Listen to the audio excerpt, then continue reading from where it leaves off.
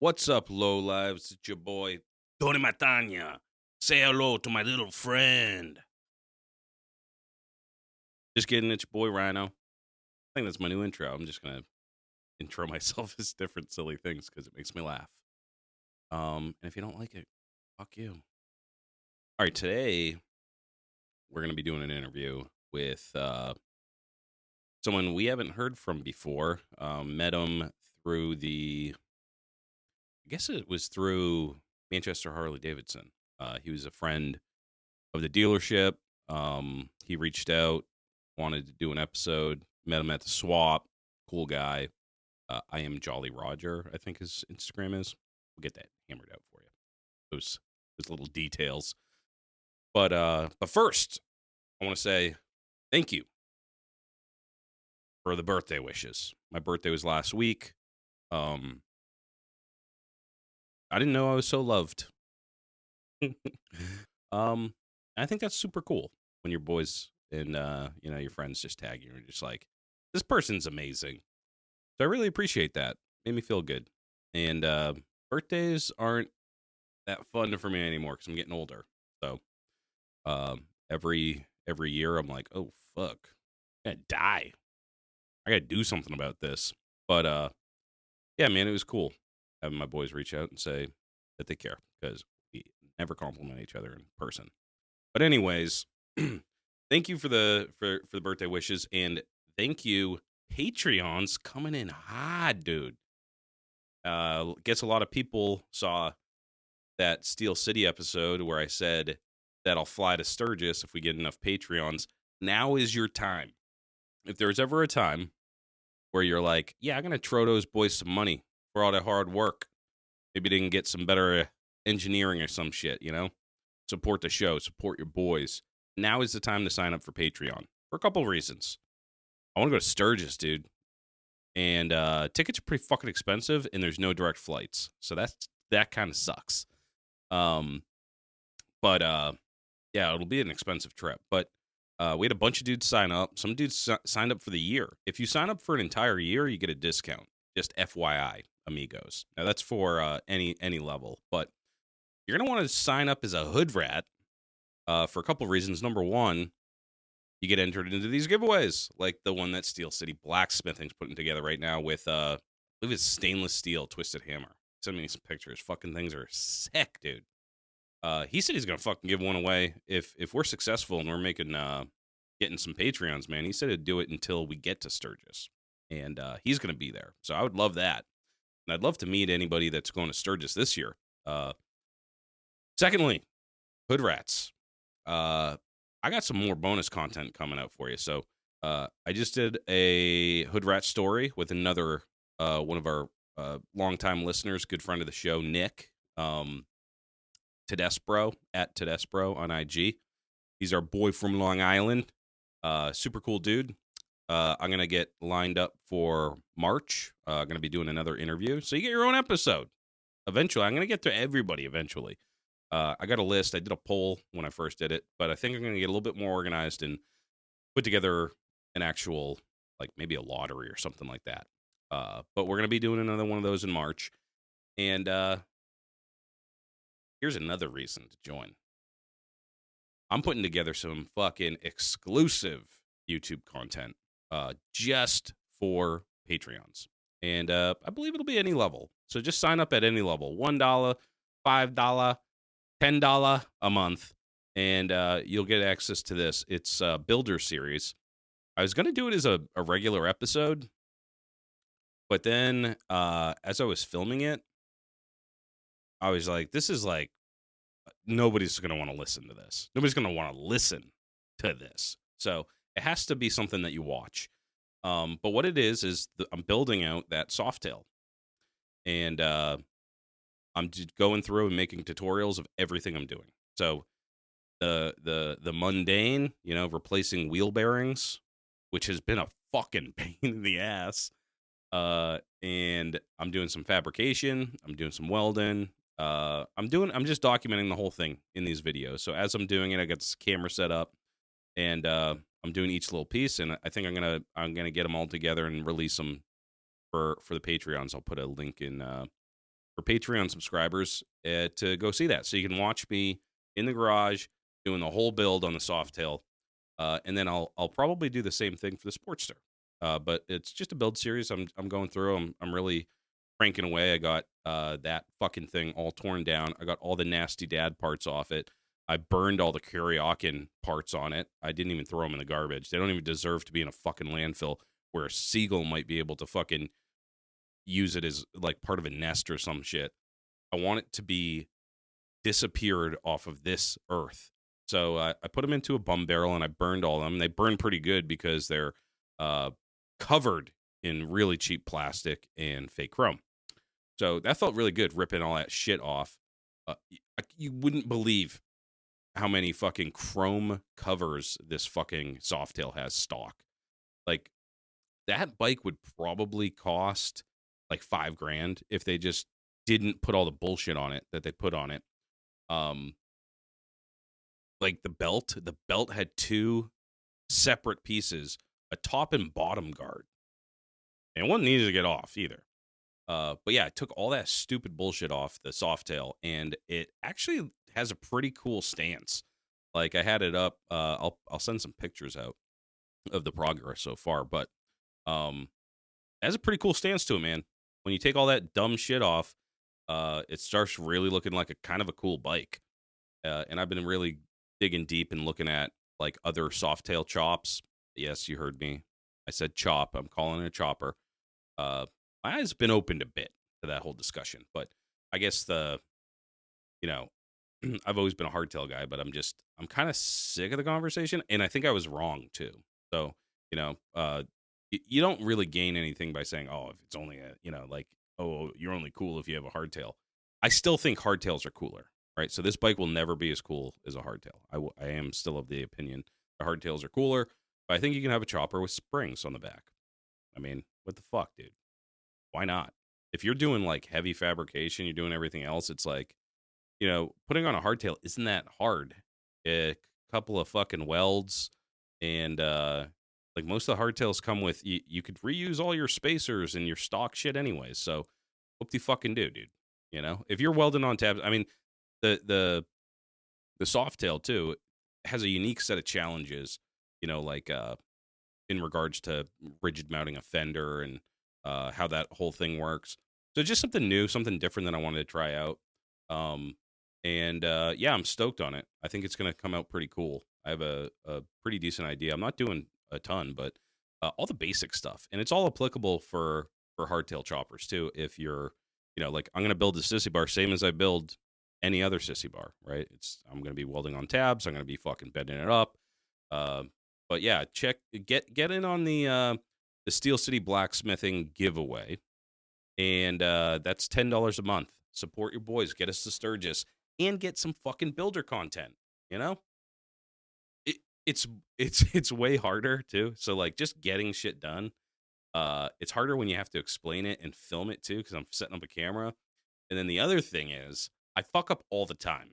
So like it doesn't take me. I'm not just like, oh, I got just the tool for this job. Like with the wheels, with the wheel bearings, it was like I had a bearing removal tool and an install tool, but it doesn't quite work on the wheel hub that I have, right? So I had to go back to old tactics of, using the old bearing, and I have like a bearing puller that, a race puller. The races are fucking welded in there or something, dude. Like, I've never had such a hard time getting a race out, but you can see me fail and get tons of little metal shavings in my fingertips and hurt myself and swear while I roll around on the concrete. But only if you're a Patreon. So that's going to be exclusive content. Get over there and sign up. More thank yous, dude. I don't even know if we properly thanked everybody for coming out to the swap meet, man. I think it was the best swap meet we ever did. I think it's the best swap meet we've ever had. And I'll tell you why. It was like a drive-in, like I've never experienced anything like this. A drive-in, free to vend, free to attend swap meet.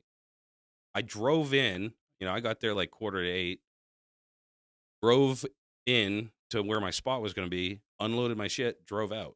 It was so fucking easy, dude. And it was inside and it was heated, and they had live music and they had tacos and they had fucking beer for $1. I had a blast, man. I was there all goddamn day, and you know, my feet, my dogs were barking, dude, standing on that concrete. But dude, everybody was so cool, and they brought some heat too, dude. Last spot brought some bikes. Fucking Burke's V Twin, he brought a sick ass shovel head, dude. Yeah, man, I was just stoked. They had bikes and we had badass dudes and we had a good fucking time, and it's freezing out. So it was nice to be in the warmth and company of other motorcycle enthusiasts, and I think that we had a good turnout, and I'd love to do it again next year. I didn't make any money. Spent most of the day just walking around, spending my money on other parts and parts that I don't need. I bought a fucking 2 foot tall ceramic cobra for no reason. That was at the end of the day. That was like the very end of the chop, at the swap. And I had a couple of dollar beers, so probably not my finest exhibition of financial wizardry, but it's cool as fuck. So I'm still happy I have that. It's like from the 80s or some shit, but you'll never see another one of these. It's like fucking so awesome. But again, way too much money. I spent way too much money at that swap meet.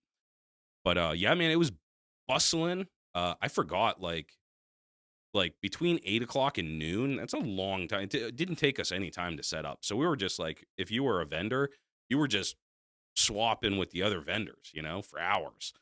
And when it finally got open to the public, I was like, holy shit, look at all these fucking people. At one point, like Fish called me, Fish Tank Whiskey, shout out. He was like, dude, check out the parking lot. I went outside. Every fucking spot was filled. In the road, Bouchard Street had fucking cars on both sides. Like, it was amazing how many people came. So thank you, everyone that came out to Ven. Thank you for everybody that came out to attend. Thank you for everybody that fucking hung out and drank beers and fucking shot the shit. And it was fucking awesome, dude. So definitely going to do it again. I want to shout out our next up, just some show news. The Reviver show. Got a lot to do. We just opened up for submissions for our custom bike show. The custom bike show is going to be in the new Harley Davidson showroom. We're clearing out all the new shit. We're bringing in some leaky ass old motherfucking chopped garage parts and shit. It's a custom show, all bikes, all types. Doesn't have to be a chopper. We love choppers though. You got a chopper. I'd love to see it. But that show, we're gonna be giving awards out. It's a legit show. It's not just like in previous years we just had them like out in a parking lot. Like, there's gonna be a spotlight on your bike. We're inviting builders, and we're also open to submission. So if you have any kind of custom bike that you're working on, doesn't have to be a chopper. Club style, fucking probably, I don't know about baggers. Just send it in. If it's fucking cool, maybe it gets in the show, maybe it doesn't. Right now, we're just building a list of, potential bikes. If you're submitting your bike, we're just putting you on a list. We have to figure out how many bikes we can even have. We don't even know how large the spot is. We're just figuring out some logistics, but we need to get, people confirmed, and there's people coming from out of state and all that shit. So we're just getting our shit together. But send your bikes. You can DM the page on Instagram or on Facebook. I don't know. We have Facebook. You can DM our OnlyFans too. I'll probably get a notification. Or email rhino@thelowlifepodcast.com. Thank you for everybody that's already submitted. We're bringing some fire this year, boy. Bringing some fire, dude. And it's gonna be fucking sick as hell. And most of these dudes are local. And when I say local, I mean like New England. And call me fucking regionalist or whatever. I fucking love America, but I love New England. I love New Englanders. And I just want to showcase all the fucking heat that we have out here. Like, dude, some of these dudes that already agreed that we've invited out build such cool shit, man. And I'm just so proud to be able to say that, like, yeah, East Coast, baby. East Coast. Any gay. Yeah, the show, the Reviver show, May 24th or something. It's Memorial Day weekend. It's Saturday. Come out. Mark your calendars. Cancel your family plans Memorial Day weekend. Tell Uncle Chuck, he can, suck it. You're coming to our show. We're going to have fucking live music. We're going to have food. We're going to have vendors. We're going to have a fucking legit showcase of fucking awesome bikes. And we're going to have a parking lot show.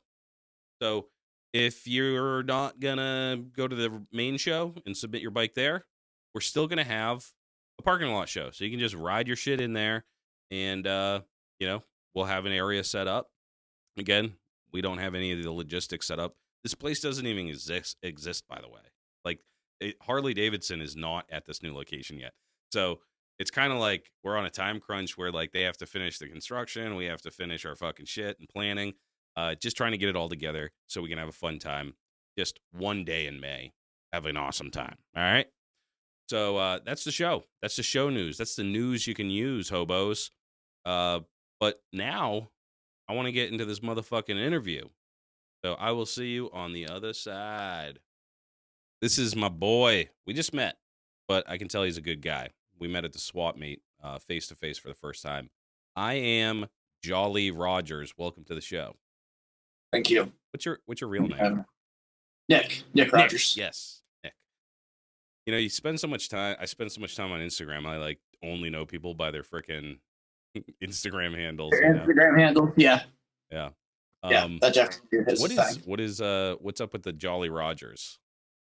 It's honestly just being Rogers. Growing up as a little kid, I'm the only ginger in my family out of a family of brunette, so I was Red Rogers forever. Because I was like into Cowboys as a little kid, so like that kind of worked. And then I don't know, somewhere in high school, college, like the Jolly Rogers thing.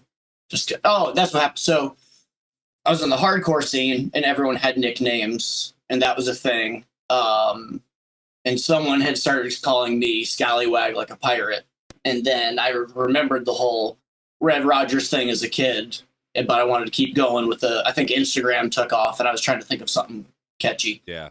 So you're the only ginger? Like your mom and dad don't look like you? No. My granddad. My granddad was like, pictures of him at my age. I'm like a Xerox copy. Yeah, that's so weird. Genetics are weird like that. Like, I got twin boys and they're both bleach blonde, dude. Not like me and my wife do not have blonde hair, but like her mother did or something like that. So it like skipped. She got like they got some distant recessive genes. My wife's a twin as well, but they're all brunettes and her younger sister, bleach blonde. Oh, wow. That's wild. Oh, so you married a twin. That's cool as hell, man. Twins are wild, dude. Yeah, super interesting. Yeah. Like, it's just, I wish I was a twin, dude. It must have been like the shit growing up because you always have a best pal. Like, you join a sports team or you go into first day of school or whatever, you always got your best friend with you. It's fucking awesome. I don't know if I'd quite say that. So my wife was the athlete and she was like the captain of the softball team. They didn't have enough people. And her twin sister was a ballet dancer. She's like, you're signing up for softball. Made her like play outfield, hated every minute of it. Shit. Okay. But she was like, I'm the captain. You're my twin. You're out there. Yeah. So it was definitely funny. But no, my wife was the athlete. And then her twin sister and younger sister did like ballet and stuff like that. Yeah. That's cool. Ballet's cool. Yeah. But that made it easy. When we met in Brooklyn, New York, and we started dating because there's a Boston-themed sports bar out there, and we would go there a lot and watch like Bruins games, Red Sox, stuff like that. Yeah. And it would just always be funny because she'd be like watching the game, and then other dudes would come up, start talking to her and talking about sports, and people would be like, "You gonna say something?" I'm like, they'll find out real quick that she only cares about the sports. Like, it's all right. Yeah. You said that was in Brooklyn? Yeah, we met when we New York allows that? A Boston fucking sports bar? The place was awesome. I'm not sure if it's still there or not, but we went for years for regulars. Damn, dude. And so like anytime there was big Red Sox happening or like the Bruins won the Stanley Cup while we were dating. So we went to like every Stanley Cup game at that bar. And then it was like the final game of like the whole series. And we were the first people in line for a table. We ate dinner standing the first people in line for a table because nobody left the whole night. Place was like packed shoulder to shoulder of just like Bruins jerseys everywhere. Every time they Bruins scored a goal, they gave everyone in the bar a Jello shot for free. You know, so you're leaving at like the end of this series, and like the door guy is like this just massive dude, just like hugging everyone, and he's like high five, and he's like your best friend. That's fucking awesome. It was a fun environment, especially in New York, to find a place like that. Yeah. Did you live in New York at the time? Yeah. So she moved to New York to pursue acting when she was 18, and then I went to college down in Tennessee and did the music thing. And a member of my band moved to New York. So a year later, when I graduated, his roommate was moving out, and I just had zero plan. So I just moved up there and moved in with him. Oh, no shit. And then I was only going to stay for a year. I just wanted to go experience it for a while. Yeah. But I met her and ended up staying for 5 years. But I eventually came home and was like, we're leaving. You can pick where we go. And she's from Massachusetts, so we came back here. Oh, perfect. Yeah. I'm from Ohio, and you don't move back to Ohio. Yeah. You leave Ohio, you don't look back. You cut it out on maps and shit. I mean, I'll go. Like, my family's still there. I still have like, two of my high school friends I still talk to like every day. So it's cool to go see them every once in a while. But like 3 days of Ohio, and I'm ready to, go somewhere else. Yeah, I shouldn't be talking so much shit about Ohio because I'm going to be there in a couple months. I'm going to get. Well, it's like all the cool stuff started happening after I left Ohio. Like I left Ohio at 17. My family was like a grenade went off in it, and I got accepted to a college in Tennessee, and I was just like, I'm gone. So I went down there. You said was it a hardcore band you were in? Yeah. I played in 2 different hardcore bands. We did. I would say we were like regionally known. We had like a 4-state, 5-state area that we could go to and pull like a crowd and have like, a good big show. And if for our hometown, if like a national, like big time act came through, we would at least make it onto the bill as the local poll. What's the name of the band? The first one was called, it was named after the book, The Bell Jar. And we just added the word Saints. So the Bell Jar Saints, because it was catchy. That's dope. That one actually on YouTube has a music video. Some kid did it as a college project. Oh, no shit. And it turned out pretty good. It was funny. I had like a weird little like half blonde faux hawk and a baby face, and do you play or sing or what? I play guitar. The guitar. Okay. And then I was in another band called In This Hour, which was kind of like a spirit or like faith-based hardcore band. Tennessee is like a big like Bible Belt. I went to part of the agreement with the family. I had to go to Bible college. I don't know why. That was, dude. Bible kids party so hard. It was such a mistake for my parents to send me there. It was wild. But that's where we went, and I just played music the whole time and worked for a lighting and stage company. So if I wasn't out playing shows, I was out working other shows. Yeah. So I got to meet like Metallica, B.B. King, oh, no shit. A few other people that were my idols, and like, but the golden rule in the industry is like you can't act starstruck. So I'm just like, hi. Were you a roadie or is it different? I worked for like an independent company, so we'd get like contracted out. So our main thing would be private events and concerts in the area. Okay. But then we would be known. It's kind of like music or even like motorcycle industries. Like other companies. Yeah. And if someone didn't have the resources to pull off a job, or they had the gear but not the people, they would call us and like meet here with this truck, and just I'd open the truck and everything I need for a whole weekend is right there. Oh, that's so. So again, it was like being in a local band. I just like stayed in my region, and I either worked for my company or I had a drawer of T-shirts for like 4 or 5 other companies I could go work for. Oh, no shit. As like a subcontractor. That's awesome. What do you do? What do you do for work these days? I make furniture. So I don't know. I'm not one of those people that ever had a plan. I just kind of like, I just wanted to survive childhood. My family was just, growing up was rough and, drugs and things like that. So once I finally got out, I just wanted to go do something. So the lighting and stage company was a teacher once I got to college. Before that I did roofing, so I knew how to use tools. And he just saw me and snatched me out of the group. And, that's how I ended up that job. I did it for 10 years. But I got tired of breaking my back.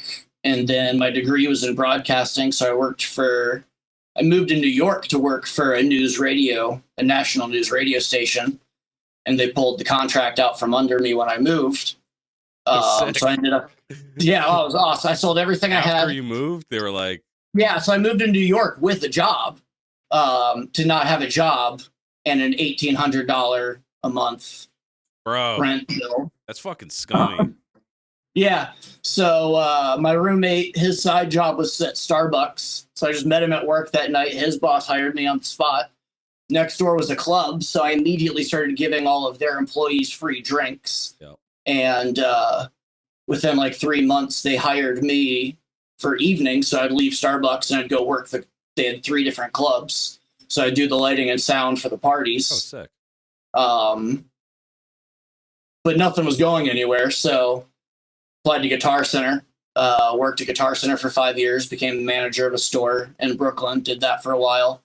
And I went to go out here, ask for my wife's hand in marriage for my father-in-law, and he had this indoor upholstery shop. And I'm like, this is beautiful. You guys have air conditioning and workbenches, and I don't know what this is. I want in. And after like a year of convincing him, I had no idea what I was getting into, but I know how to use tools. He gave me 2 days a week, started me on a sewing machine of all things. Learned how that, and then just kind of kept progressing over the years. And I spent 9 years at his shop when they all finally retired, and I was kind of like the lead dude running the show. Yep. And I had all the it's not contract based, it's relationship based. So right, because you were telling me it's like you do like high end furniture. It's not like like bullshit. No, I make like $10,000, $15,000 sectionals, $7,000 sofas. Now that's not my price. But that's what the end consumer will pay to the designer. So I don't work like mom and pop. Like people don't just call me and order something. You have an interior designer. I'm not gonna get 5 podcasting chairs off you with Patreon money. Well, I do work for friends because I understand my prices are ridiculous. So I do friend work. That I get a lot of pleasure out of that. Oh no shit! That's awesome. Making cool stuff for friends. Hey, I actually got a quick question for you because so you were working at Starbucks, and now you're back in Massachusetts. So, where do you get your coffee from? You a Dunks guy? I don't drink coffee. You do what? I don't drink coffee. So, I worked at Starbucks twice, and I am a self-proclaimed recovering caffeine addict, if you will. But the machines have to be calibrated every hour, and why throw that espresso away? So I would just shoot it. But I did that so much. I did that daily so much between 2 different jobs that it ate at my stomach lining. I can't drink coffee anymore. Holy shit. It happened that fast, dude? Well, 2 different jobs. So it would be 8-month period the first time every day, and then 2 years the second time every day. So like I just can't. It just makes me sick now. Yeah, I bet, dude. A fucking espresso shot every hour, dude. I'd work a 12-hour shift at Starbucks because they couldn't keep employees. I would take an hour train ride home, smoke a bowl, and be like, I'm so tired, guys. What's going on? I think I should go to sleep. But I can't, like, just jacked out of my mind. And my roommates would be like, bro, you, like, holy shit. You have a problem? Yeah, dude. Caffeine, man. I remember working, my buddy. We had, like, third shift, like, unloading fucking trucks, dude. Mm-hmm. And, it's fucking hard to make that transition, to go to a third shift job. Like, and he was taking fucking caffeine pills, dude. And one night he fucking had basically like a heart attack almost, and he went to the hospital, and his fucking heart was beating like 300 beats a second or something. It was like, because they have tins, you know, like caffeine. You're like, oh, I'm tired, you know, pop one, and then you're like, still tired, you know, because you didn't fucking sleep because you're trying to get, you know, like a weird rhythm. I've done that. I used to drive trucks for the lighting companies, and you don't think about it, and then all of a sudden I'm like, did I take one? Because then you forget. Yeah. And the next thing you know, you've doubled down on it, and you're like white knuckling through your day. No shit. Well, people don't think about caffeine as something that can really mess with you. Yeah. I watched an interview the other day. Dee Snider from Twisted Sister. His band had to sit him down about his coffee addiction at 10 a.m. and his band members had a beer in their hands drinking off the shakes. And his caffeine addiction was actually interfering with their daily lives because of like how jacked up he was from it. Yeah, dude. I used to drink fuck tons of coffee, but I don't do it anymore because I'm old. It affects me way differently, you know? Like, I used to drink coffee all fucking day. Just like from the time I woke up, I'd be drinking a coffee, drink it in the afternoon, drink it when I got home from work, and then I could go right to sleep. But yeah, dude, now it fucks with me. I just, for the morning, I'll have him in the morning and that's it. But so how did you reached out to me because you have a relationship with Manchester Harley, right? Correct. Yeah, I worked with Keith Parlay, their GM. I worked for him 10 years ago when he was still like the assistant desk manager at High Octane in Billerica. So when I moved to Massachusetts, I wanted to do something different than Guitar Center. So I was still working out my couple days a week at the upholstery shop. So as long as you're making sales, Harley will work with you on your schedule. So I just went to the local Harley shop, wanted to see what it was like for a summer of slinging bikes. And Keith was actually probably one of the coolest bosses I've ever had. Because like there, and it's like cars, you know, and I've worked in a lot of different sales. And it's like I wasn't there very long. I think I was there like 5 months, maybe. Because I was a salesman. Like I used to like run the show at Guitar Center. So like, you know, big recording deals, I'm working the money and the deal. And like, that's what I'm used to. Harley, their first level is what you call a fit specialist, and they can't talk to you about the money. They just want to fit you to the bike, which is proper. And I totally get that. But that's not what I'm used to. And, you know, everyone wants to mouth off to their Harley guy. And I used to manage a pretty gnarly store in Brooklyn, New York, where people have tried to fight me before. So, you know, it's just not a culture I'm used to. If you're going to mouth off to me, I'm expecting you to actually like have an issue, not trying to get like a deal. I was just like, this isn't what I want to do. Yeah. But when you leave a place like that, like everyone's like, all right, cool, bye. You know, Keith was the only person who's like, why? Why are you leaving? You know, like he actually cared. Yeah. So over the years, like we ended up at the same gym and stuff like that. And then when I was a few years later, like we just kind of kept the relationship going. So when it came time to finally get a new motorcycle, because mine had all kinds of issues, I figured, you know, I wanted to grow and learning and, you know, start doing motor work and stuff like that. And so I just hit him up and we worked out a trade deal. And, you know, great experience. He really took care of me. And then 1,200, like 6 weeks later, 1,200 miles into the bike, I got hit and hospitalized. And instantly, like, he's on the phone with me. Like, not even caring about the bike. Just, you know, are you okay? What do you need? Get the bike here for, like, insurance. We'll take care of all that. And I responded with, yeah, when the insurance check comes in, you're going to hook me up with another bike. And he's like, you can't walk. Let's get past that. So that ended up being like part of my rehab, like walking with a walker, cane, crutch, cane through the whole process. Like every other week or so, my wife would take me up to Manchester Harley, and I would just like pop up at his desk and annoy the shit out of him. And you know, and like within months, like I think I like they were all trying to talk me out of it, and I bought a lowrider S. Oh, I shit. think the day I signed for that was the last day I walked with a cane because they wanted to like video me like ringing the bell. Yeah. And I walked into the office with a cane, and I was like, "Well, this isn't going with me." Oh, shit.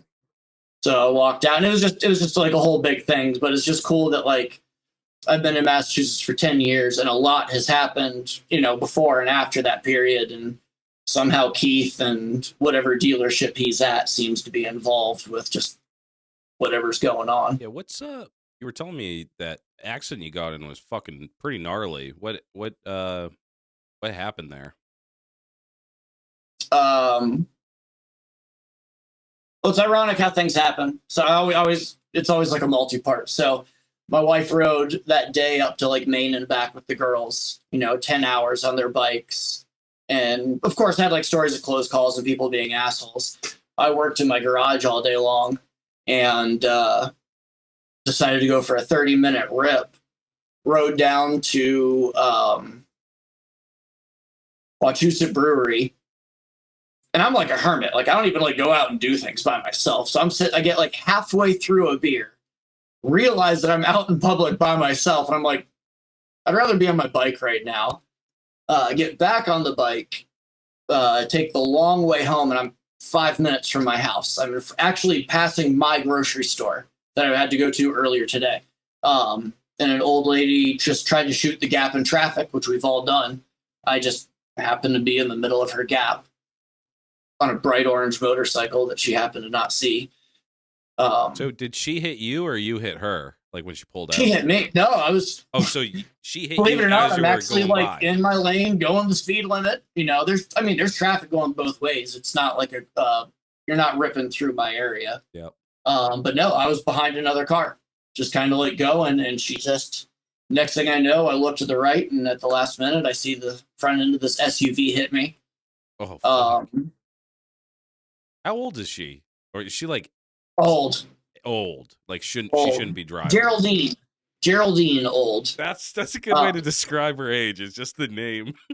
And then everything slows down. So I cross the double yellow line, and I don't know. I have so many thoughts of what I could do, but there's another car coming head on and just crushes me. And the bike like shot up into my body, but my arm caught the car. So everything just went backwards. Ended up in the hospital with completely shattered. Like the whole pelvic ring was shattered. Crushed rib cage, bruised lung, crushed nut. Couple torn like blood vessels, a bunch of like random shit. Couple fractures in my back. I have we pulled up the x-ray the other day to count. I think I have like 28, 29 pieces of hardware between plates and screws in my pelvis. Fuck, dude. And then how old were you at the time? 35. 35? I got the bike. The bike was like my 35th birthday present. It was my first like new thing ever. But they can only, I had 4 surgeries in the hospital. They can only get you so straight. So a year later, they had to actually go in and remove the bottom portion of my tailbone. Oh, fuck. Yeah. Like when it happened, you were just fucking pulverized. So that it's not like you got up and you were walking around fucking like, what happened? Like you're just late. Are you just like unconscious? I wish I was unconscious. I wore a race helmet, and that bitch kept me awake. Yeah. Oh, that pissed me off so hard. I'm just like, I'm awake so long I'm making jokes to myself. Like I can't move. I think I asked someone who shit in my pants. Like, you know, the old lady did, like, I don't even know if she got out of her car. Her passenger did. But the dude, she just goes around. We still haven't found her to this day. Dude, yeah. Well, no, I had a good lawyer, and he did his research, and he's like, "We're going with whatever the insurance company give you. You're not getting nothing out of this one." Yeah. Damn. So Geraldines don't typically have a freaking mint of money, you know. No. I mean, the lawyers come back with everything. They came back. They're like, "She doesn't own her car. She doesn't own her house. She doesn't own this." And I'm like, And I don't even hold grudges. Like, whatever, just stop. Yeah, it was just. Let me just move on with. So, but it's whatever. And I don't consider, like, that's the shitty part, but I don't consider the accident like the defining moment. Like, it's I call it the rebuild. So it's everything from like waking up in the hospital on, like day one, I woke up in the hospital, like just like happy as shit as I was alive. And day two, I wake up in the hospital pissed as shit that I'm still alive. Yeah. Like,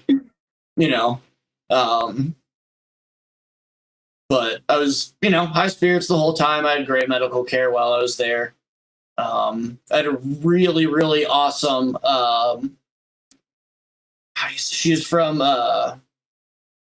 one lady was from Kenya and the other lady was from Guyana. And they were just like so excited to come in and take care of me every day. And like, it was just funny. You really learned a lot about humanity and the things that like different people have to deal with.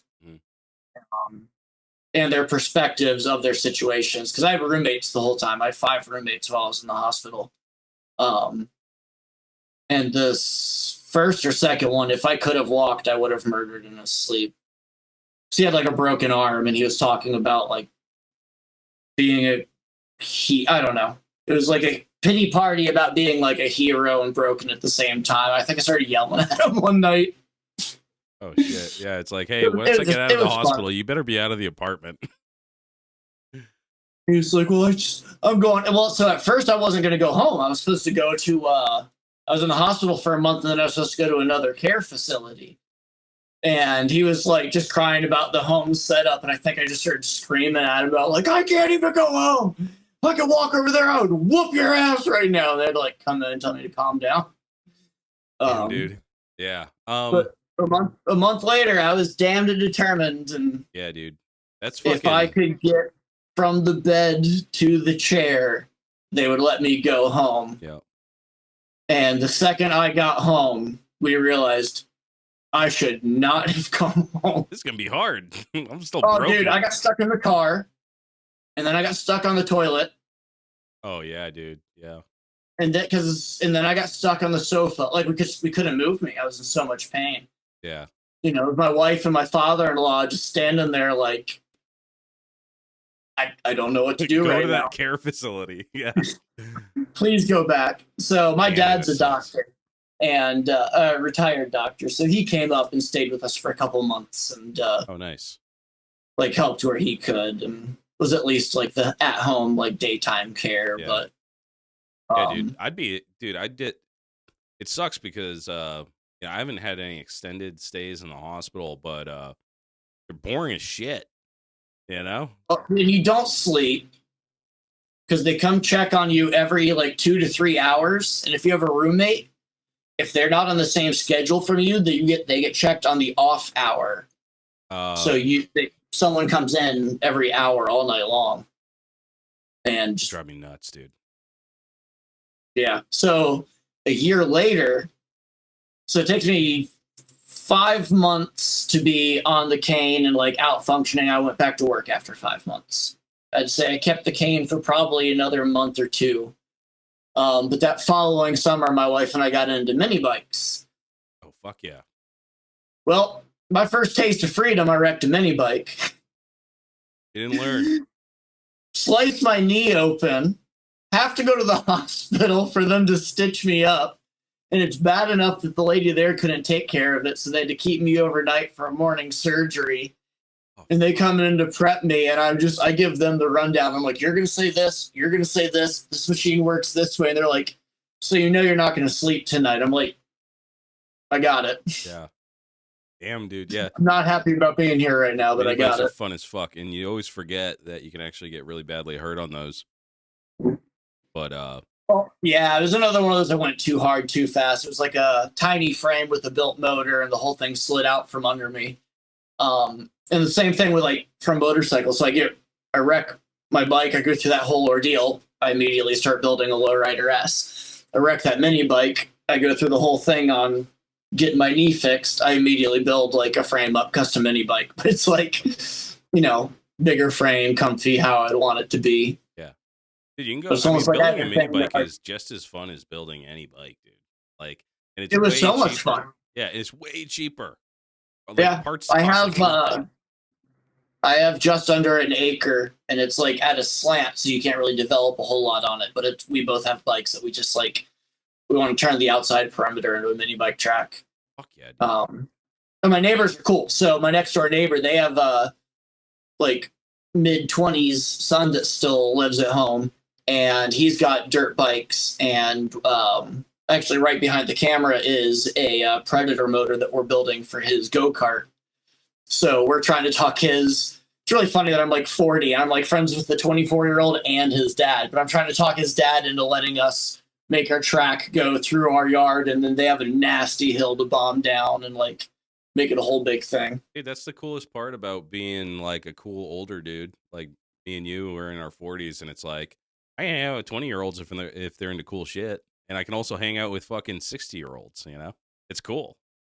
Well, yeah. Well, they're both rad, and they both like when the son's over here working on stuff. I don't feel like I'm like hanging out with the kid. I just Yeah. like he worked for the city. He's out plowing all night and working on bridges when they need problems. Like he's 24-year-old grown ass man. He actually acts like an adult. It's nice. Yeah. Um, So how did you? Let's take it way back because we did the like. How did you get into bikes? my parents wouldn't let me have one, so of course I wanted one really, really bad. And then when I was managing Guitar Center, they popped me to another store that needed help. And the dude that worked in the guitar department was like an old school clubber guy. And we started talking about bike, and Sons of Anarchy was like the rage at the time. So it was like, we both watched it. So it was like something to discuss. And I was like, obviously I get that that's just a show, but I want to ride. I want to get into bikes. I don't want to say I build, but like I fiddle with guitars and have like the same thing. So all the guitars in my studio are like, everything's like done up on them. All the electronics are custom. And I knew that bikes would be the same way.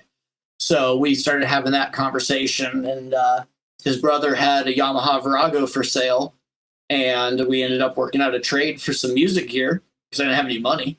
But there was a family of musicians, so we just made a trade, and the second I got on it, I was just like, yes, this is, I don't know what it is, but this is it,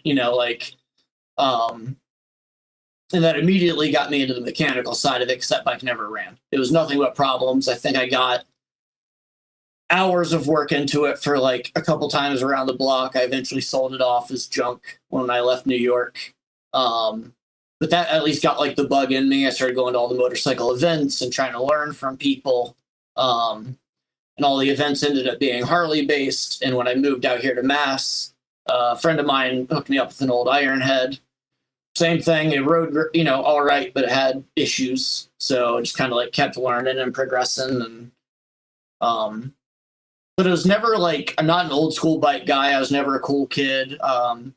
Until the bike that I wrecked, I never even like picked the bike that I wanted. Everything was just like, I went from that Ironhead to my wife's Sportster because she wanted something different. So I was like, well, that's the progression from here. So I'll take that. Mm-hmm. And then after that, I moved on to a Road King that someone else had, and that's what I ended up trading for the Street Bob. But it was more of just like, falling into a project, just like met a friend. Hey, I can I got a bike. Let's work this out, and it just bit into me hard. So how old were you when you got your first bike? 25. Oh shit, yeah. Yeah. So. Because growing up, my dad had a motorcycle, and he took me for a few rides on it, but I was always like, man, I want one. Not until you're in your 20s, and then I move away for college, and obviously I never had money for myself. Yeah. And then when you start working at Guitar Center, the issue is that the discounts at the time for employees were awesome. And it was super easy to sign up for Guitar Center credit card. So I just ended up with all this gear and then like a credit card bill that I had to pay. But then I ended up using that gear to trade for the bike while I was still paying off that credit card bill. Yeah. I don't think I paid that off until we got married. But credit cards, man, they get you every time. But it was just a progression of kind of like projects and what can I get. But I always had to work on everything. So I was like, all right, I want to get into motor work. I want to start building something. Keith at Manchester was my bud, so he was willing to work with me on something. And then when I got hit, like it never crossed my mind to stop riding because like I woke up with the tube down my throat, like I couldn't even talk. They had me like, tied to a bed at first until I woke up and was calm. And I was like handwriting notes with my wife. And I just couldn't feel anything. I didn't know what was going on. So I was like, will I be able to walk again? And she said, yeah. And my very second question was, will I still be able to ride? And the doctor turned around and just walked out of the room. He's like, you're fucking idiots. Yeah. But my wife, she didn't, God bless her, she didn't skip a beat. She's like, we ride. That's what you want to do. That's what we do. And I had all that downtime, and I'm a learner. I'm a sponge for just like knowledge and things. So I just use that downtime to watch YouTube videos and start studying things. And then over time, I actually became like personal friends with some of these dudes that are doing like the YouTube videos that I'm learning from. And it's cool that now they're like, personal supporters and projects. But that's all been, just the progression. It's just everything I did on these I mostly learned from YouTube or picking brains, but I'm just mechanically. Can you look directly at the camera and say, I learned everything I know about motorcycles from the Lowlife podcast? I learned everything I know from motorcycles from the Lowlife podcast. Same, buddy. Same. Yeah, but I'm not like classically thinking college, but I'm not like trained. I did take, this was funny. So I always wanted to go to MMI or something like that. But that opportunity would never be available for me in situations that I was in.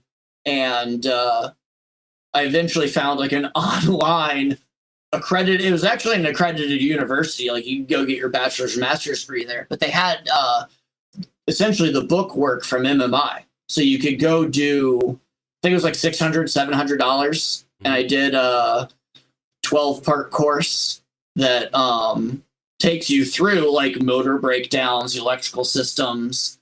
Now this was 15 years ago, so it doesn't have any of like the super modern like Harley stuff on it.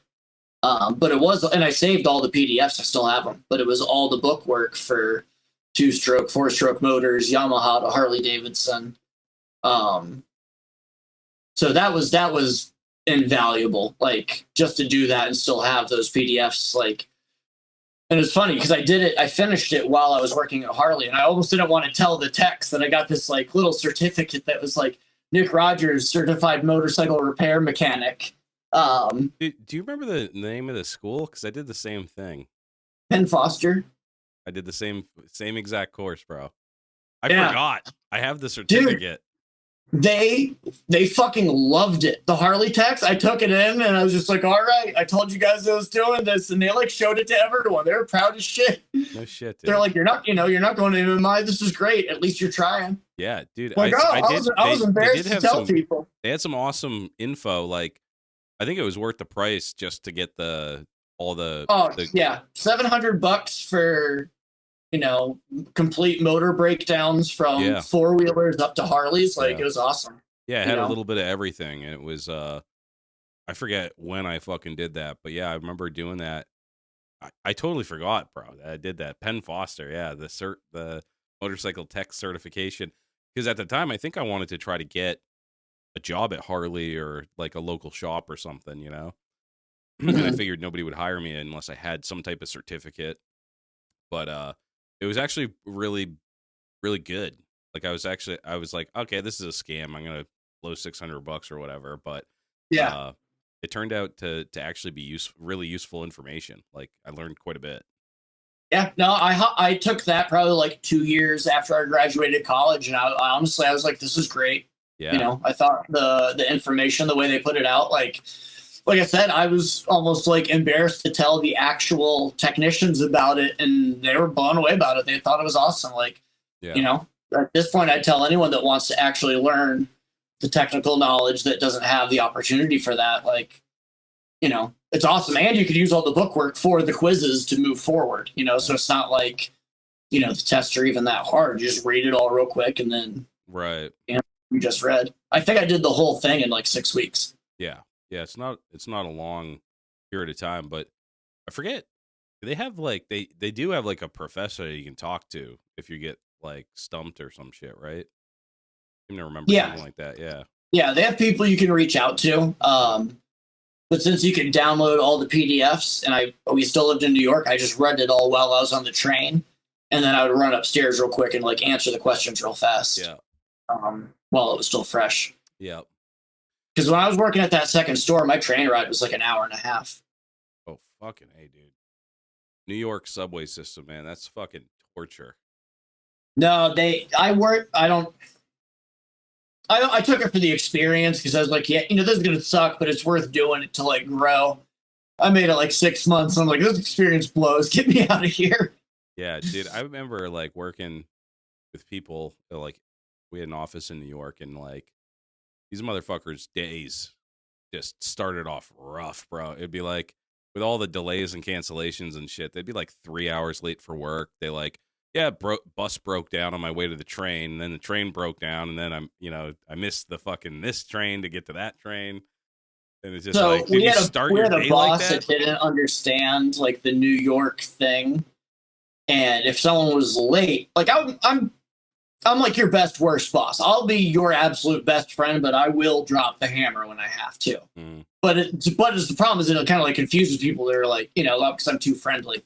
But my boss would be like, if you are late, we are writing you up, and they'd be on the phone and be like, if they're not there, you have to write them up. And I'd be like, they're on the train. Yeah. They're on the train. Like anywhere else. Like I work here in New Hampshire. I was early every day. I drive a car. That's fine. But when it's the trains, like, you don't know if a homeless guy's throwing poop at somebody. You don't know if, like... Dude, those trains... I've seen the videos, man. Those trains get wild. And then the other thing is like, they'd text me. Everybody has the app, the fucking New York Transit System app or whatever. They just send me a screenshot. It's going to be late. It's going to be very late, Like, what are you going to do? They didn't have that when I lived there. Oh, yeah. So you would just have to... not even have an elaborate story, just be real with your boss about what nonsense you saw this day. And as long as it was something worth talking about in the break room later, no one cared. Oh, yeah. Yeah. Obviously, like, egregious is egregious, but, like, whatever. Dude, I saw this fucking video that it's like New York City bus, and some lady's bitching about being late. And the guy's just like, New York City, everybody late. I'm probably going to get fired. You mad because you got a bullshit ass job, and you got to take the fucking bus. No, when Melissa and I moved in with each other finally, about a year before we got married, it was like 13 minutes from work on a bicycle. And I had like an old bike. So all of a sudden everyone was confused why I was early to work every day. And it's because I didn't have to take the train. Yeah, dude. Oh, that reminds me. This other dude that I worked with, he said fuck the trains and he'd just bike into work. And that was a mistake. He got a fucking speeding ticket on his bike in New York. And then I thought biking in New York would be so much better than taking the train. I did that for a year. I got chased by people. I got stuff thrown at me. I got stopped by a cop for going too fast. Yeah. Like, after someone was throwing something at me, the cops have nothing else to do but busting guys on bicycles. What the fuck, dude? Yeah, I will. This is a funny cop story because they do random bag searches on the subways as well. And in New York, everyone's got a bag, and so of course I just went and picked up weed from my guy, and I'm walking through there, and they see me trying to go the other way, and he stops me like hand in my chest. He was like, "Oh, what's going on, buddy? Let's take a look in the bag." And I'm like, "Fuck." Big old bag of weed in there.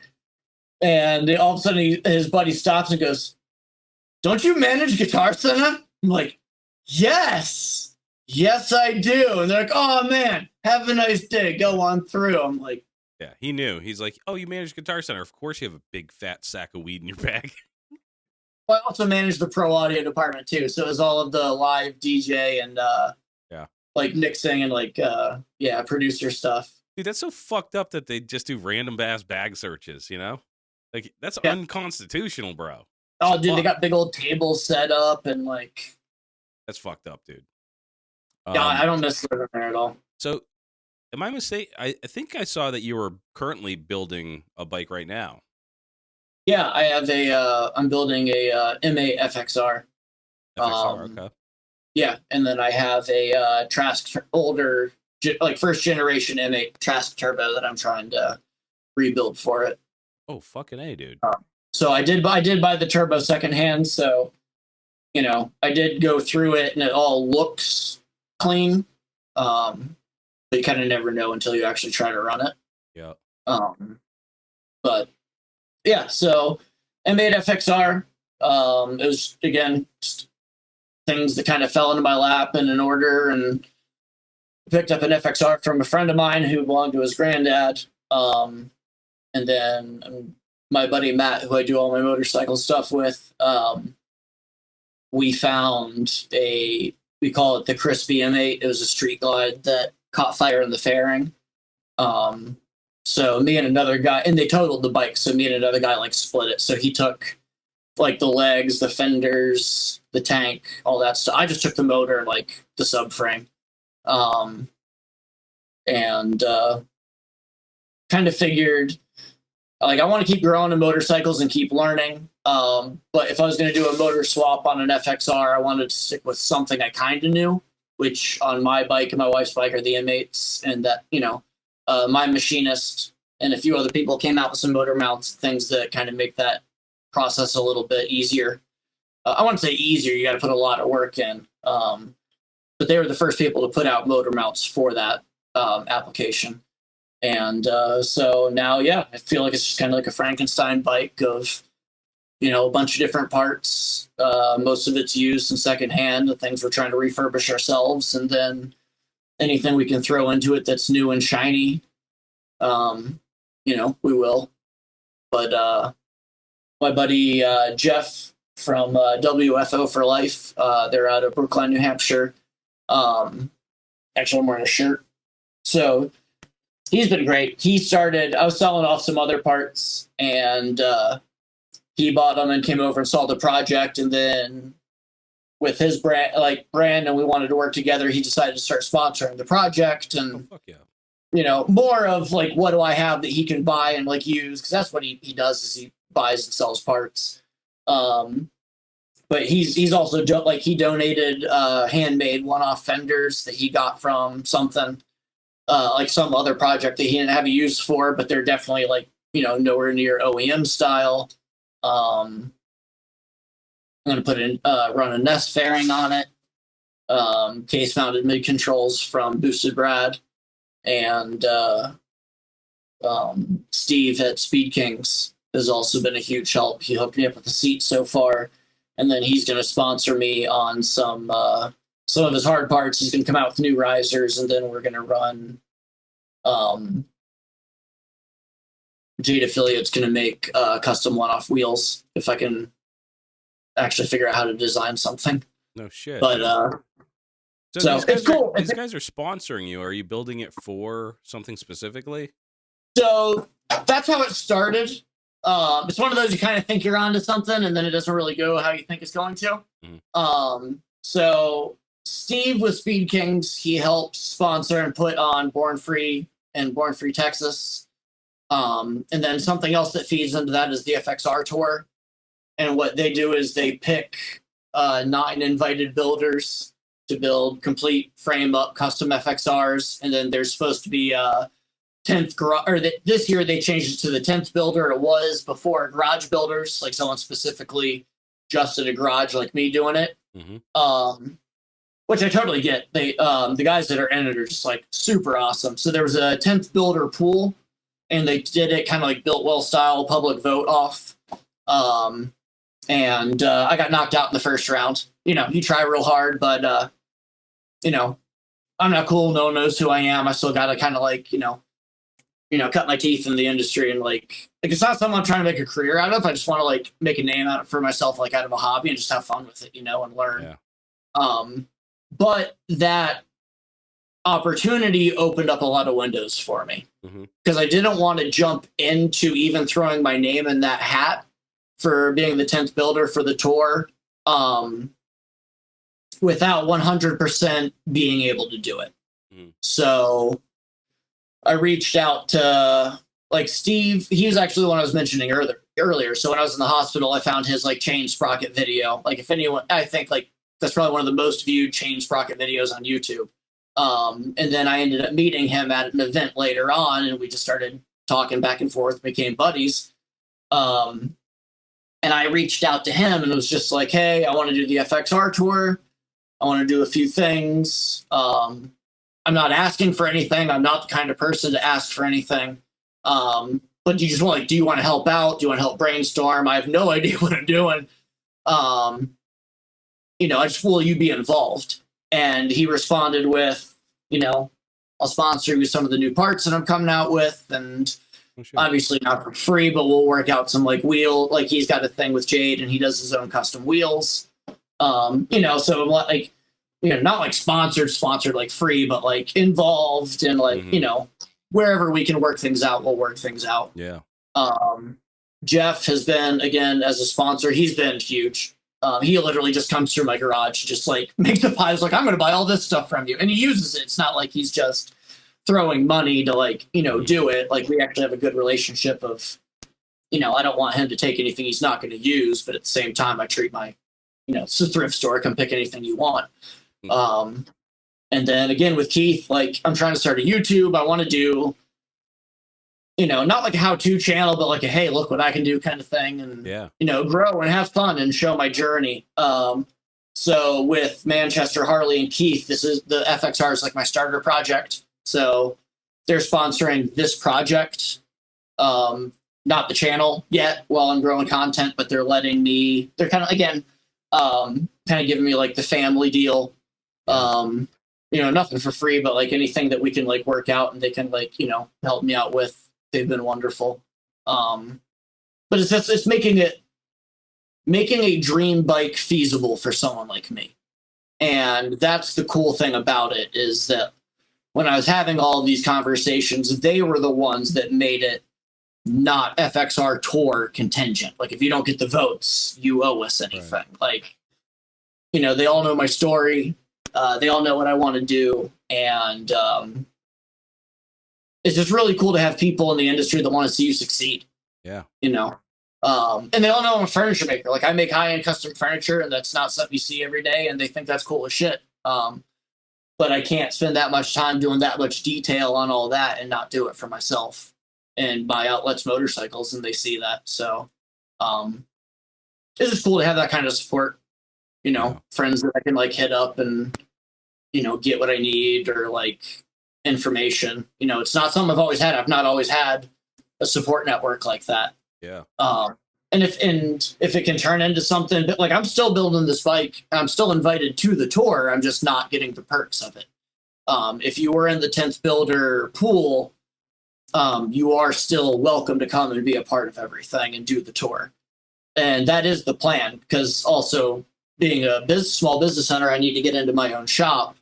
And this fits that timeline, but I got to finish the bike in that timeline. So tour or not, I'm building it. And again, they with the sponsors and all that, like they see that and they support that and they think it's cool. So just the fact that I'm working hard and I'm not dragging ass or wasting anyone's time, like that's what's important. And that's what that's what should be important in the motorcycle community. Like not everyone can be a builder. Not everyone can have a full-time shop. You know, there's a handful of small shops around here that are people actually doing that we should be supporting and sending them the service work and the deals and all of that so that when we need them and the back and forth, like they can be there for us as well. And like, same thing, like there's just a big, like organic community. Like anytime you try to like gatekeep or hold things back or like keep things separate, like that's just not, you know, not what it's like about. Motorcycles should bring people together, and like not everyone should have to be some big shop to be able to do stuff. Like if you have an avenue and a corner and the ability to do something, it's cool to have that there. And, you know, I don't think I'm rambling, but like, you get what I'm saying. Yeah, dude. Like, But like we want to build that. People that support like fucking Deadbeat Customs, supporting this show. And exactly. So like Deadbeat, like that's super cool. This won't be done in time, but like they reached out and wanted me to be a part of like the Hill Climb show. And I'll get to take my Softail because that I'm finishing up another bike right now that I'll be able to take for that. But like Deadbeat is super awesome and want to support things like that. Jeff, WFO for life. He sponsors like real riders and does real shit. And we're trying to find a way that we can bring like a builder aspect into that, like how can we build like a community of just people trying to do it for themselves and grow and like make it a thing. I used to be a part of a shop night in the North Shore that was similar to that. There was a lift and a bunch of tools and people drinking beer, and you could show up on a Thursday night and hang out, and whether you're working on a bike or 6 people drinking beers telling you how you're doing it wrong, it was just like more of like the environment. And so that's what we're trying to set this shop up for. Like I got my lift, we got all the tools that people would really need. So to actually set up like a community garage type of thing? I would like to get to a point where like, I mean, not just like open community, but like a shop night hangout, like, people that are cool and legit and want to like be a part of something like, that's awesome. Not a club, like fuck that noise. But like just an open community of riders that want to learn and grow and support the culture. And, but it's also at my house. So if you want to come here and be a dickhead, I'm just going to kick you out. Like beat you over the head with a fucking wrench. Yeah. I would die. Like when I first got into motorcycles, because I was a lot like you, mid-20s or late 20s, figured out motorcycles were the best thing on the fucking planet, and I had lost like decades of my life not riding them. But when you don't know anything and you have like nobody and you just have this thirst for fucking knowledge, it's like I would die for a community garage, Well, and that's what. Sorry, we're going on a journey for my charger. Well, that's what that was. So I didn't even know. Can't even see me. Sorry. So I didn't even know what I was going to. Some friends invited me to come just like hang out at some shop night. I didn't even know what shop night meant, And sorry, getting a beer too. So, and the first thing we do when we pull up is, again, something you don't often see is a lady working on her own bike. And Sarah Winslow, who a lot of people know, probably said her last name wrong, like in the middle of everyone, is exactly what I said. Like she's doing an oil change on her bike. She has all the stuff available to her, and there's 6 dudes drinking a beer telling her how she can do it better, Yeah. But that's what it was. Every Thursday night, you could show up to shop night. As long as you were cool. The guy whose house it was at was a very awesome guy. Oh, so anyways, it's like showing up to a shop night and there's, exactly what you're looking for is just people either working on, and not every shop night would even people working on something, just be people hanging out and, whatever. It just became like a local community. Mm-hmm. But it was awesome. And I got to go to that.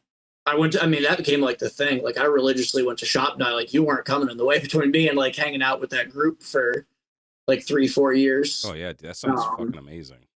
It was awesome. It got to the point that like back in the day when there was still the Gypsy Run, like the whole crew would go. Like everyone from the shop night would like all get on their bikes together and go to the Gypsy Run or Strange Days, or like there were different motorcycle events, Deadbeat Retreat. But it'd be cool. Like you show up with a whole like crew of people and make a compound, and it would just be that like collective of people. We're not trying to like be anything or anything legitimate. It was just a core group of people with similar interests, and it was awesome while it lasted. Like over time, like if ever people got married or moved off or different things. I eventually just moved too far away that I couldn't do the trip every Thursday anymore. I'd love to do a shop night, but nobody would come because I live out in the fucking sticks. unfortunately. But that's the problem is like, I live in Pepperell and like out here, I'm 40 minutes from anything. Which was about my max for going to shop night. Once it was beyond a 40-minute ride either way, I kind of stopped going consistently. Yeah, that's a haul, dude. For just like a random Thursday, you gotta get up and work in the morning too. Yeah. But to have something like that or a community like that, Yeah. And that might have just been a one-time thing. I don't know. It could have just been like that, thing that happens that one time for that one place. But if I can open up something like that here and, just have an open spot for people to work on stuff and learn and hang out, that would be super cool. Awesome, dude. Yeah. It's so cool, like, to be able to do it at your place, to host that type of thing, because it's kind of like you're giving back to the community. They have access. If you have like, it looks like you got your fucking garage like tight, you know what I mean? Like, that's nice to be able to share that with someone, Yeah, I don't know what all you can see, but so the other side turns into the upholstery shop that I've got. Oh, I can't even see stuff. Sorry. There we go. So all the tools you could need. I got 2 tool chests, a couple of benches, drill press over there. So the Jolly Roger flag too. You got to fly that. I've actually, and that was part of it. I've had that since I played in a band in high school. Oh fuck. Drum. It was, I kind of feel like a dick when I tell the story. I hate thieves. I hate people that steal shit, but if you piss me off beyond no end, I will take something that you'll think about forever. And it was on the front of someone's drums kit. And I can't even remember what the issue was, but like I have a little bit of a temper. My whole band was mad. I'm just the one that'll actually like do something about it, And but I just remember my other guitar player just being so upset, and I was like, "That's good enough for me." We were on the way home, and I'm like, "Anyone want a flag?" And they were like, "Oh my god!" We had to hide it because we had like 4 more shows with those guys. Oh fuck. Yeah, dude. That's how you are with your boys though. It's like, just tell me who to hate, Someone's pissing you off, they're fucking with me, I'll steal their fucking flag. Oh, that's me, 100%. I don't even remember what he did. I was like, he's pissing you guys off? All right, I'm mad. Let's go. Yeah, dude. That's fucking awesome. Dude, it's been great talking to you. We're at an hour here, so we got to shut her down. But is there anything else that you wanted to bring up that we didn't get a chance to talk about today?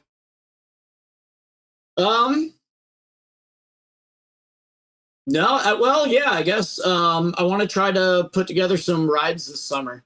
Nice. I know we have the Granite State Get Down the last weekend in May, and that's something that my buddy Mike that you met at the. Oh yeah, we're gonna try to maybe partner with that if we can. Yeah. So we're gonna do that. Anyone that likes to camp, we do.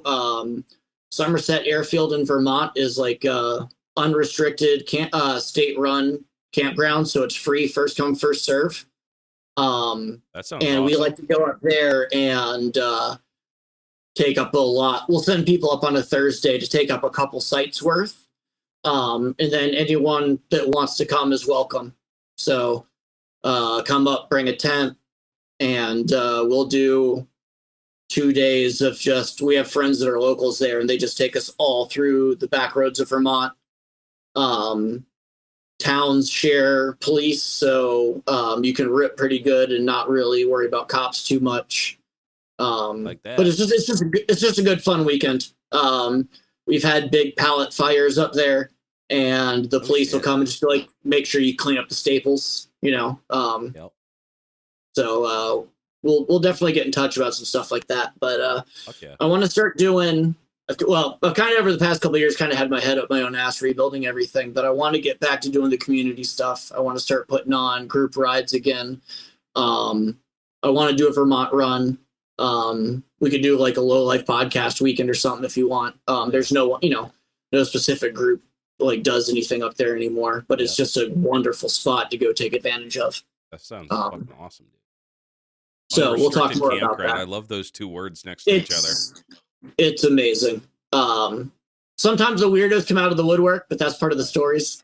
Yeah. But I've camped up there a whole bunch of times, and like we've had some gnarly fires and parties up there. And as long as you're cool, everyone else is cool. And That's fucking awesome. What's you said you're getting together a YouTube. Is it active now? Like, do you have videos people can go check out? No, so the channel's live. It's just mine. At I am Jolly Rogers. Okay. I have. I'm doing a series on turning the Softail into like a sport tour kind of thing. Just because the Lowrider S is a great platform for anything like that. And then I just recorded my first episode for the FXR M8. But it was about being a garage builder for the FXR tour, so we'll have to go back and see if I can still finish that one up. Yeah. But coming soon, I'd say within the next month or so, I'll have my first episode out. Oh, that's awesome, dude. Yeah, I'm actually putting out some YouTube stuff for my Softail build that I'm doing right now. Some like tech stuff, like just going through the process of everything I'm doing, like intimately filming myself in the garage doing it, which takes way longer than you dude it makes imagine. Any project 3 times as long. Yeah. And then when you do the project and realize half your shots are crap. Yeah. Or you forgot to fucking turn the microphone on, or fucking you start doing it and then you run into a problem and you're so like, many times. Fuck, I'm an idiot. Yeah, which it's funny because that's what my degree is in. It was in broadcasting communications, but the fundamentals are still there, but the technology, like the information's ancient. Like I'm still back on like YouTube learning fresh again. But it's fun. I feel like an idiot doing it. That's the hard part. I think that's why I'm getting so slow at it. Cause like, I didn't want to be like selfie camera guy. Yeah, I know, dude. And I hate seeing myself like, but nobody will watch it unless there's a face on it. Like you won't even, nobody will watch it if it's just hands working on parts and shit. Like people watch. No, YouTube, and I just gotta pull my head out of my ass. Like I know I can do it. I think I got the personality for it, and I think like in the end, I really just wanted to feed back into growing community stuff. Something else I want to do is a part of that. Steve at Speed Kings does rider profiles, and that got me thinking about doing a series called "Why We Ride." So like interview different people and their stories of like what got them into bikes. It doesn't always have to be like people like me with like, an accident or like something completely tragic, but like, a little bit of that, a little bit of the, let's get some shops involved, shop tours, but kind of use it as an outlet to like show off what I'm learning, but also what's going on around me, who's doing what, who I can get involved in my projects. Maybe we could get together and do something like that'd be tight. Yeah, dude, I'm down to do whatever, Yeah.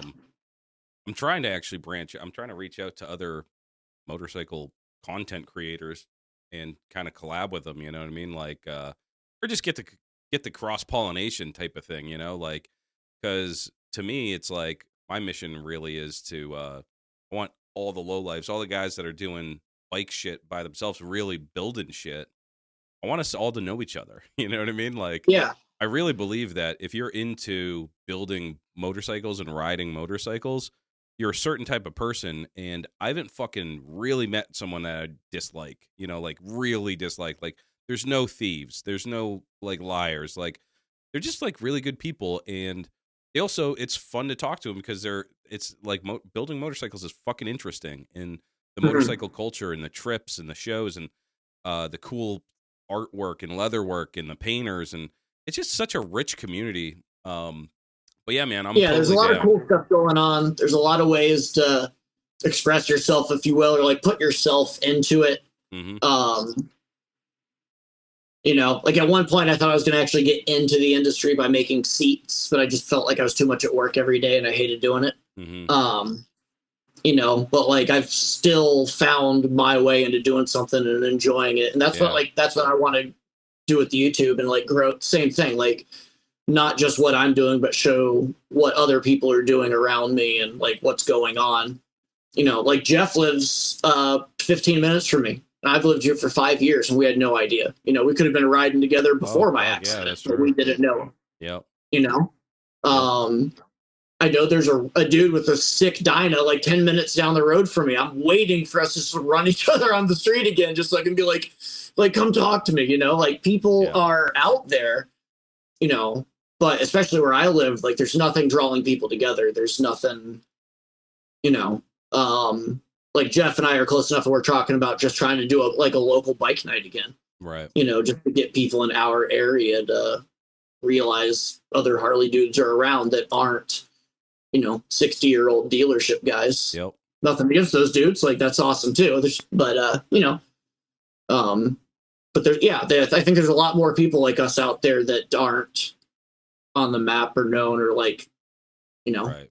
would love to ride and grow and do like what we're doing. Yeah, good dudes that just like they're in the area, just haven't connected yet, you know. But dude, Nick, this has been awesome talking to you, dude. And yeah, we'll definitely link up and get something together. And we go all to all the same shows and shit. So I'll see you again soon, you know, at the next motorcycle event. But really appreciate you coming on, dude. It's been fun. Hey, dude, thank you so much. Yeah. All right, buddy. I will talk to you later. All right, guys. That was Nick Rogers. Super cool dude. I had, you know, we talked a lot at the swap meet. He had reached out, and he's friends with, you know, the Harley folks over at Manchester Harley. Great group of people. And I've been meaning to get him on the show for a while, but we've had shit booked solid. But we had an opening this week, last minute. So I hit him up and I was like, yo, bro, let's do it. So glad I got to talk to him. He's doing some cool shit. And yeah, check out his YouTube when it comes out. Follow him on IG. Yeah, just super good dude doing cool stuff. And for the right reasons, you know, community stuff, like doing a community garage thing, like giving back and teaching people. And he did it all on his own. All right, low lives. I want to say that, you know, I had some much needed garage time. I've been in the garage a lot lately. And, you know, my fucking brain was melting doing all this podcast shit. And I just decided I'm fucking done with it. I'm getting back into building bikes. So I pulled up my panties and I said, you know what? I'm going to order some fucking parts for that Softail and I'm going to get to grinding. And on my birthday, every year, no matter what's going on, I go in the garage and I smoke cigarettes and I drink beer and I work on bikes. And I make sure that I have something to do every fucking year. Because that's what I like to do. I like to drink beer, I like to smoke, and I like to work on bikes. And I had the best fucking day. And I finally got the Softail project off the ground. Got all the gay bullshit off it. Started grinding, cutting, burning myself, welding. It's fucking awesome, dude. And so much so that it inspired me to change our outro. Until next week, lowlives. Get in the garage. Get in trouble. Run from the cops. Have fun. And never stop chopping. Deadbeat Customs. Steve over at Deadbeat Customs is about grassroots motorcycle riders who take it upon themselves to build and customize their bike. They offer parts for all Harley-Davidson models and also custom parts for choppers, bobbers, trackers, and cafe racers. When it comes to building a custom motorcycle, they carry the best brands available.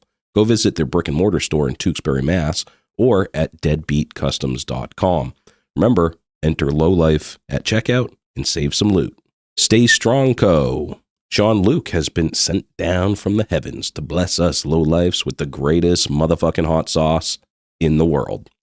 Sweet heat baby Jesus in the white pants heralds a message from God himself. This hot sauce is for your food. Keep it off your butthole. The shits, and the hotter than hellfire Lowlife chopper sauce. Go to staystrongco.org today and grab yourself the holy trinity of hot sauces. Oxford Co. Choppers. Chris is the original bad boy from Oxford, Connecticut. From frame restoration and repair to handlebars and hardtails. Hard parts for hard men. His hardtails are expertly TIG welded and installed in-house. Made of USA-made steel, cast axle plates, he is your man for the hardest shit to hit the East Coast since Hurricane Bob. Find him on Instagram at oxfordco.choppers. Steel City Blacksmithing. Josh specializes in handcrafted steelwork right outside of Pittsburgh, Pennsylvania. Anything from custom motorcycle parts to hammers and tomahawks. Don't get it twisted. If it can be twisted, he's twisting it. Check him out at steelcityblacksmithing.com today.